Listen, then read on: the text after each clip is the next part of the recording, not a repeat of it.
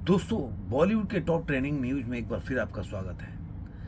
आज मैं बात करूंगा बॉलीवुड से जुड़े हुए कुछ गर्मा-गर्म खबरें और कुछ पॉलिटिकल जगत से जुड़े हुए खबर।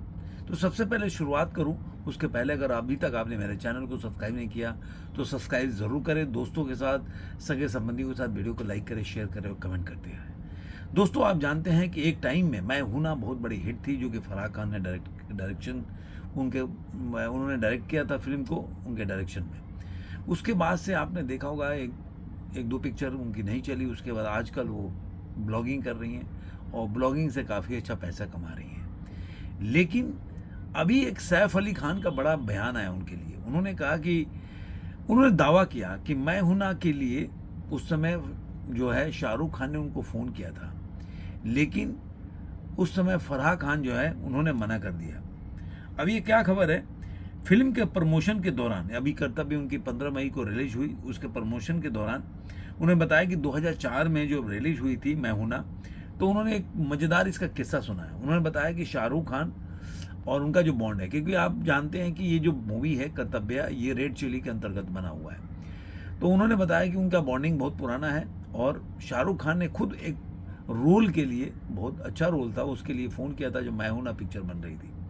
लेकिन फराह खान ने उस रोल को देने के लिए मना कर दिया और उन्हें हंसने भी लगे, वो कहते हुए कि अभी ये बात जो है सुर्खियों में आएगी और बहुत बड़ा वो बनने वाला है, न्यूज़ बनने वाला है। बाद में इस पे जो फराह खान का जो स्टेटमेंट आया वो उन्होंने खारिज किया। उन्होंने बताया कि ऐसा कोई भी मेरे पास तो खबर नहीं है कि मैंने कभी उनको या इस फिल्म के लिए कोई भी इनको अप्रोच किया था।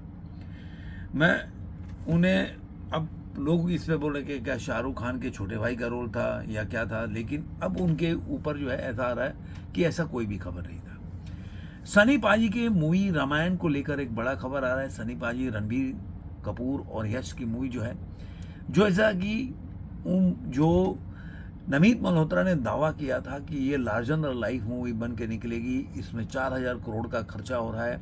तो जो लोग भी इसके लिए ट्रोल कर रहे थे कि भाई टीजर देखने के बाद प्रभु श्री राम का ग्लिम्पस आया था, तो कि अरे यार टीजर में तो वीएफएक्स नहीं है, तो पता नहीं क्या है, यही जनरेटेड लग रहा है। उन्होंने एक बहुत बड़ा बात अभी एक न्यूज़ में आया कि उसमें क्रू मेंबर जो है 10,000 लोग हैं क्रू मेंबर। तो आप इससे आइडिया लगा सकते हैं कि इंडियन फिल्म इंडस्ट्री में या भारतीय फिल्म इतिहास में कोई भी फिल्म में इतना क्रू मेंबर नहीं रहा है। 10,000, 10,000। इसका मतलब आप समझ सकते हैं कि किस कैनवास पे पिक्चर बनाई जा रही है। पहले से ही है कि डैन जो है उनकी कंपनी है, वो जो है इस फिल्म में वीएफएक्स के काम कर रहे, 8 जो है ऑस्कर जीत चुके हैं। इसके अलावा जो हंस जिमर है और ए आर रहमान का म्यूजिक है, काफ़ी बड़ा बड़ा इसमें हाई प्रोफाइल लोग हैं, टाइम फोकस, काफ़ी चीज़ें हैं। तो इसका मतलब ये काफ़ी बड़े लेवल पे पिक्चर बनाई जा रही है आने वाले दिन में, क्योंकि 10,000 क्रू मेंबर एक ऐतिहासिक काउंट है, जो कि फिल्म को अपने आप में बहुत बड़ा बना देता है। इसके बाद एक और फिल्म और पॉलिटिक्स में आया। आप जानते हैं कि विजय जो तमिलनाडु में सीएम हम हो गए जीतने के बाद चुनाव, लेकिन अब रजनीकांत के लेकर एक खबर आ रही है कि रजनीकांत जब स्टालिन के घर पे मिलने गए तो लोगों ने बहुत ट्रोल किया, जो कि विजय के फैन हैं, और उन्होंने बोला कि भाई रजनीकांत जो है उनसे जलते थे विजय से, इसलिए वो स्टालिन से मिलने गए। इस पे उनका जवाब आया रजनीकांत का। उन्होंने बोला कि चुनाव नतीजों से उनके रिश्ते पर कोई फ़र्क नहीं पड़ता। 38 से 40 साल से मैं स्टालिन को जानता हूँ और मेरे दोस्त रहे हैं स्टालिन जो है, तो इसके लिए मैं उनसे मिलने गया। वो चाहे चुनाव हारते चाहे जीतते, उससे कोई फ़र्क नहीं पड़ता। उन्होंने कहा कि जब मैं इसके बारे में लोग पूछ रहा था कि क्यों नहीं गया, तो उन्होंने बताया कि कुछ मैं समझा नहीं कि मैं एयरपोर्ट पे आ रहा था, लोग विजय के चुनाव जीतने पर पूछ रहे थे, तो मुझे ऐसा नहीं लगा कोई पत्रकार ही पूछ रहा है, इसलिए मैं उस बात का जवाब नहीं दिया और मैं चला गया। अब इसको जिस तरीके से लोग लेना चाहते हैं वो ले सकते हैं। उन्होंने एक और बहुत बड़ी बात, मुझे क्यों जलन होगा क्योंकि मैं पॉलिटिक्स में नहीं हूँ। उन्होंने इस बात का भी दावा किया कि अगर वो पॉलिटिक्स में होते तो शायद बहुत वो भी इस तरह के चुनाव जीत सकते थे और बहुत बड़ा, इसमें कोई बड़ा बात नहीं है। उन्होंने सवाल ही किया था कि 2001 में तमिलनाडु विधानसभा चुनाव लड़ा होता, तो सवाल पूछा गया तो क्या जीत हासिल कर पाते। रजनीकांत ने जवाब दिया, मैं 100% जीत जाता, इसमें कोई शक नहीं है। तो इस तरह से उन्होंने बोला कि मौका गंवा दिया क्या, तो उन्होंने कोई इस पर जवाब नहीं दिया। रजनीकांत जी का अपना एक, आप जानते हैं कि उनका अपना हो रहा है, तमिलनाडु में बहुत लोग मानते हैं, उनको प्यार करते हैं। और एक और चीज़ है इसमें, आपको जोड़ता चलूँ कि आप जानते हैं कि जो प्रभाकरन है, जो श्रीलंका के प्रभाकरन है, उनका और राजीव गांधी की जो हत्या हुई थी, उसमें किस तरह का उनका इन्वॉल्वमेंट है। अब जो है विजय जो है प्रभाकरन के, जो अभी उनका जो आया था, पता नहीं, उस पर उन्होंने बोला था प्रभाकरन को याद करते हुए, और उन्होंने बोला कि प्रभाकरन के बारे में बहुत अच्छी सी बातें बोली। अब ये सवाल ही उठता है कि राहुल गांधी ऐसे लोगों के साथ किस तरह से बैठ सकते हैं जो उनके पिता के जो हत्या है उसमें जिम्मेदार है, और विजय उसके तारीफ में कसीदे गाड़ रहे हैं, और मानते हैं कि जो प्रभाकरन थे बहुत बड़े लीडर थे तमिलनाडु, केवल तमिलनाडु के नहीं, यहाँ भी श्रीलंका में और यहाँ पे जो भी तमिल हैं सबको मानते हैं।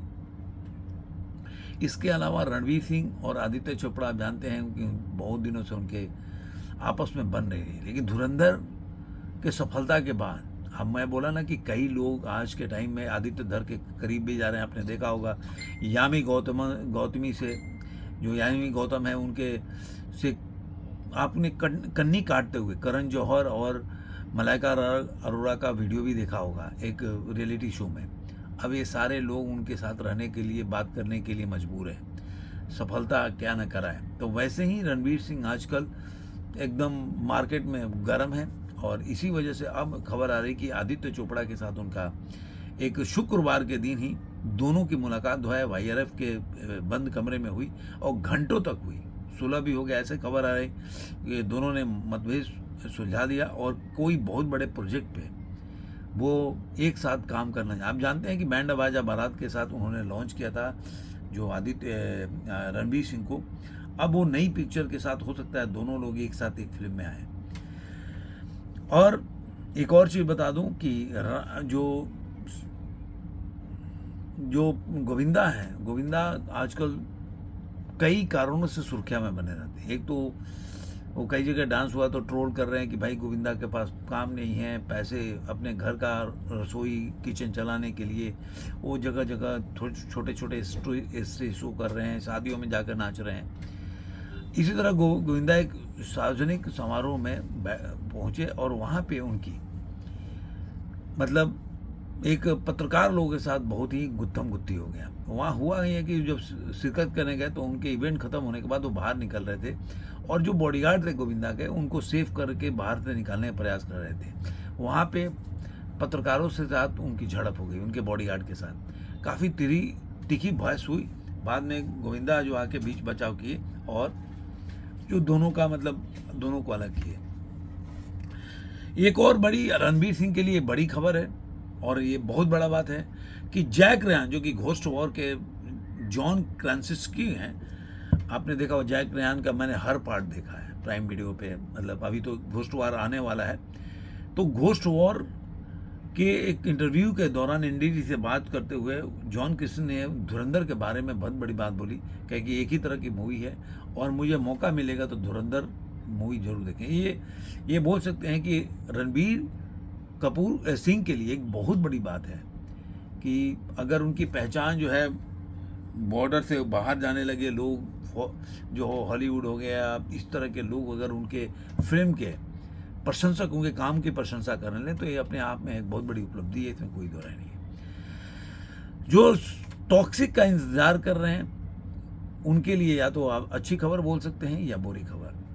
अब ये है कि ये जो टॉक्सिक है, सनी पाजी के फैंस के लिए भी बोल सकते हैं कि एक तरह से बुरी खबर भी हो सकती है, और टॉक्सिक के लिए एक अच्छी खबर भी हो सकती है। उसके अच्छी या बुरी क्यों है? क्योंकि एक तो फिल्म जो डेट आ रहा है वो एक बहुत बड़ा क्लैश है। तो पहले क्लैश से बचने के लिए 19 मार्च का उनका डेट जो है वो आगे बढ़ाया गया। भले वो बोले कि भाई उस समय मिडिल ईस्ट में वॉर छिड़ गया था, उसकी वजह से, क्योंकि ये वर्ल्ड लेवल पे पिक्चर को रिलीज करना चाहते थे, और धुरंधर चूँकि मिडिल ईस्ट में पहले से ही बैन है पहला पार्ट, तो उसकी वजह से उसको तो कोई फ़र्क नहीं पड़ेगा, लेकिन इनकी पिक्चर तो चारों तरफ रिलीज होने वाली थी, तो ये रिस्क नहीं उठाना चाहते थे।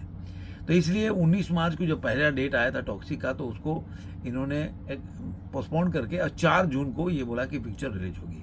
लेकिन अब एक अनाउंसमेंट और आ गया, इसी वजह से देखिए कि टॉक्सिक जो है वो उसके डेट जो है बढ़ते जा रहे हैं। अब जो होता ना कि काफ़ी डेट अगर पोस्टपोन्ड होता है ना, तो लोगों की क्यूरियोसिटी जो होती है, जिज्ञासा फिल्म देखने के लिए, वो धीरे धीरे कम होने लगती है।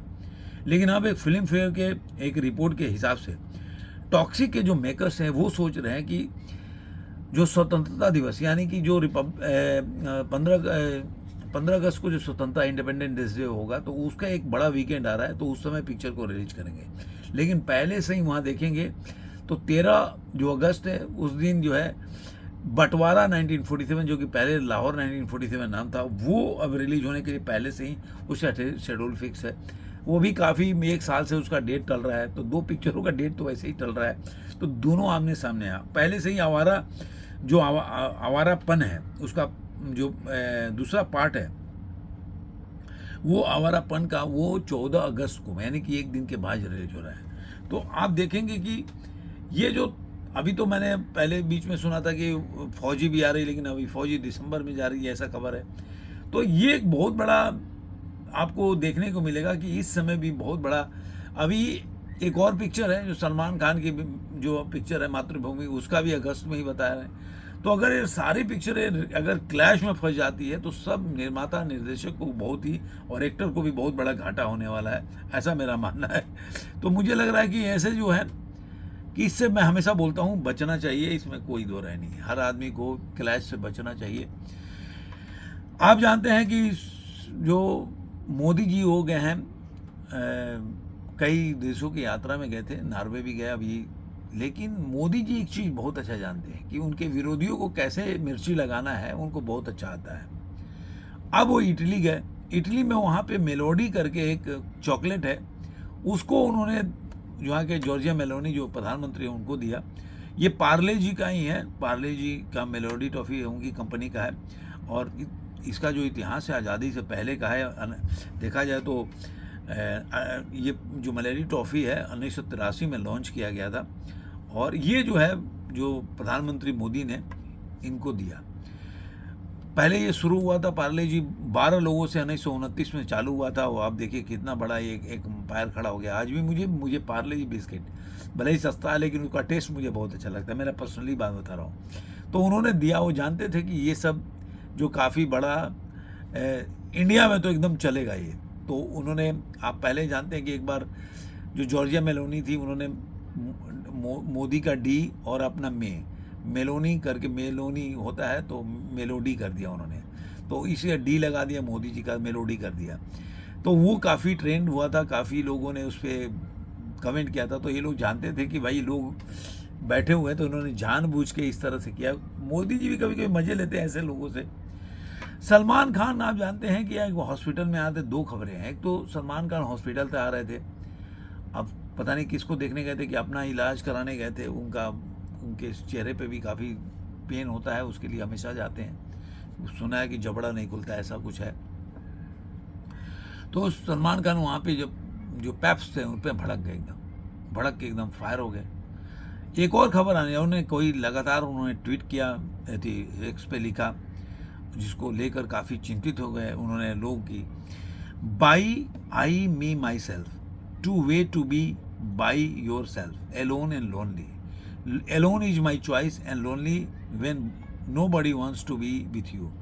अब इसके आगे you figure out what you need to do, ये सलमान खान ने लिखा, जिसका हिंदी में है कि अकेला और तन्हा, अकेला रहना आपकी अपनी मर्जी होती है, जबकि तन्हा आप तब महसूस करते हैं जब कोई भी आपके साथ रहना नहीं चाहता। अब इसके आगे आप खुद ही तय करना आपको क्या करना है। तो सलमान खान की उनकी ऐसे खबर आ रही, क्योंकि घर वाले भी चिंतित हो गए, इस तरह का पोस्ट क्यों डाला सलमान खान ने। और सलमान खान ने बैक टू बैक कई पोस्ट डाले हैं। उसके बाद एक उन्होंने ये डाला कि एक फोटोग्राफ है, उस पर लिखा है 60 साल का हो गया हूँ लेकिन लड़ना नहीं भूला, ये याद रख लेना जेल में डालोगे, हा इस तरह का उन्होंने, आपके पता नहीं किस पे कमेंट किया हो, तो सलमान खान ही जाने। उसके बाद उन्होंने एक और पोस्ट किया है, ऐसे में 100 जला दूंगा भाई के, एक भाई के दुख पर। अगली बार ट्राई कर लेना मेरे साथ, बस ट्राई कर लेना। जब भी तुम्हारा कोई हॉस्पिटल में होगा, क्या मैं ऐसा रिएक्ट करूंगा। वो जो हॉस्पिटल से आ रहे थे तो मतलब वो बाहर निकल रहे थे, तो जिस पैप्स ने उनके साथ किया वो गुस्सा हो गया, उसके ऊपर मेरे ख्याल से उन्होंने कमेंट किया है। उसके बाद फिर लिखा है, बट इफ़ दे आर वाना make money from my losses, keep quiet, don't enjoy भाई भाई भाई। मातृभूमि पिक्चर इज माँ के आँख पिक्चर, IMVP है या लाइफ। तो उन्होंने लिखा कि भाई जो लोग बोल रहे हैं कि मेरी पिक्चरें चल नहीं रही, उसके ऊपर कमेंट कर रहे हैं, तो उससे मुझे कम, उनके कहने का मतलब मुझे फ़र्क नहीं पड़ता, पिक्चर मतलब मेरी माँ की आँख, ऐसे करके उन्होंने बोला। फिर उन्होंने लिखा, if I see any press at the hospital enjoying my pain, हाँ उनके पेन के ऊपर ही, वो पेन के लिए गए थे। The press that I have stood for interact with taken care made sure that they also earn there bread and butter. और मैं ये मानता हूँ, ये आगे लिखा है, अरे यार मैं अपने बारे में नहीं बात कर रहा था। How can I be alone when I have such a large amazing family and friends, and how can I be lonely when I have a guys your wishes and दुआस। I would be the biggest ना शुक्रा ever. कभी कभी लोगों के साथ रहकर पक जाता हूँ, इसलिए सम में टाइम्स बस इस बार कोई फ़ोटो नहीं, ब्रेकिंग न्यूज़ बना दिया। मम्मी पूछ रही है क्या हुआ बेटा, चिल मारो यार।